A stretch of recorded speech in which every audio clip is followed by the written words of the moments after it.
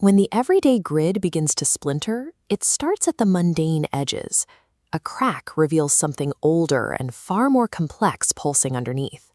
Many seekers respond to this by diving into astrology, occult symbolism, and unseen cycles. They begin to see the universe operating on a precise, hidden clockwork that most people ignore. With a map in hand, the noise of the world suddenly becomes a language. You begin to feel the weight of timing and the subtle pressure of unseen cycles. It feels like the first real clarity you've ever had. Falling into this surreal landscape feels like progress, but the horizon is still part of the same horizon.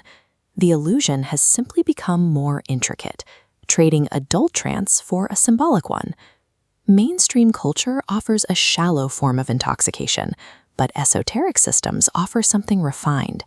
The prison suddenly glows with a borrowed light that makes the bars look like art. Moving from a boring dream into a magical dream is still a state of sleep. A beautiful cage is significantly harder to leave than a drab one because it gives you a reason to stay. We exist within an administered field, a rigidly governed, patterned reality that uses its own complexity to disguise itself as a wonderland. Ancient traditions identified this unfeeling clockwork as cosmos. It is the absolute underlying rule set, the invisible structure governing every motion. Gay is the visible display draped over those rules, providing the matter and pulsing life that masks cold mechanics and makes the system lovable. This creates the condition of shining darkness. The world binds its inhabitants through beauty, meaning, and borrowed light, rather than simple horror. Because the visible field shines, we mistake the display for the ultimate source. We see the warmth of a relationship or the rhythm of a season, and assume we have found something unmixed and eternal.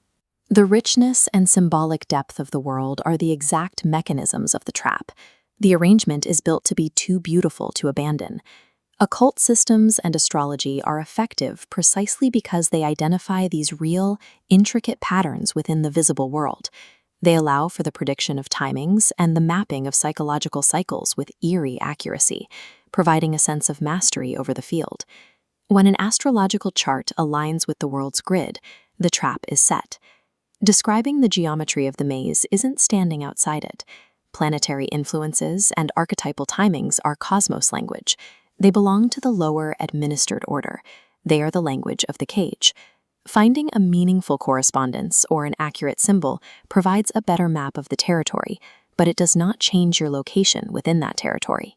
Obsessing over astrological placements or occult maps is ultimately just a detailed description of the furniture after you've already discovered you're in a cell.